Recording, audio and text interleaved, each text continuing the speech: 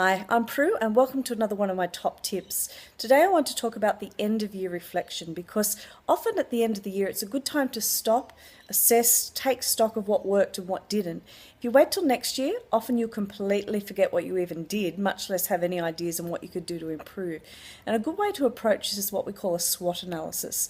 Now this stands for strengths, weaknesses, opportunities and threats. So the first thing you need to do is think about what are your strengths, what are the things you're good at and what worked well for you in your approach to your learning. So where were the areas that you were happy with your approach? What things actually really came together for you? What are you proud of? What went well? Then you think about your weaknesses. What are the areas that you need to put more time into improving? It could be your weaknesses in terms of particular learning of content, but more importantly in terms of your approach. So your time management, your organisation, the way you studied, what were the areas that you really need to improve on next year?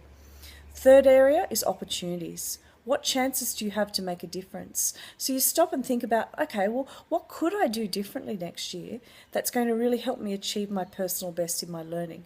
What opportunities do I have to change things? What opportunities do I have to take a different approach or to learn from other people's approaches?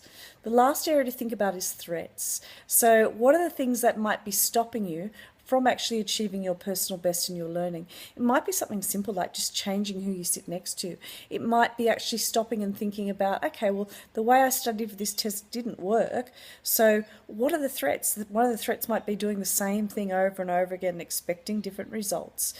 Threat might be something like for you distractions. Your mobile phone might be a major threat. It takes a lot of time away, or perhaps it's procrastination. So thinking about the areas that you could actually, what are the things that might get in the way of you actually getting the best marks you can? So it's a great idea to actually write these things down. If you try and remember them, it's very unlikely they'll stay in your head, but just take a moment to brainstorm. Good idea is just to take a piece of paper, rule it into 4, write strengths, weaknesses, opportunities, threats in each of the quadrants, and then just spend a minute or 2 in each quadrant brainstorming ideas. Put the piece of paper away at the start of the year when you're going back to your studies, take it out again and just remind yourself of the things that you thought about and the lessons that could be learnt from your study this year. All the best with your study and enjoy the holiday season.